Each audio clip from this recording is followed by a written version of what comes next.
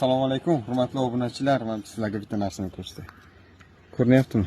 Aka, mard bo'lsangiz telefon qiling. Nomer telefon yozyapti. Mana mard bo'lib keldik. Men aka yozgan odamman men.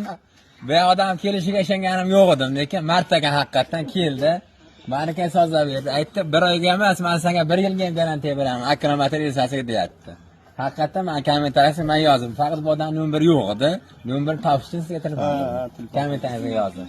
Aka, mana bir-birini ko'rib berdi. Turib beramiz. Turib berasizmi? Turib beraman aka. Mana telefoningiz har doim ishlaydi. Ha, primo efirga ham, filmasiga ham. Va chunki bu tovarni tanlab olib kelgan, u parod qilmasligi kerak edi. Parod qildimi javob beraman. Mana javob beryapman. Hurmatli mijozlar, qo'rqmay olingizlar. Agar lejni o'zi kommentariya yozsangiz kerak ekan.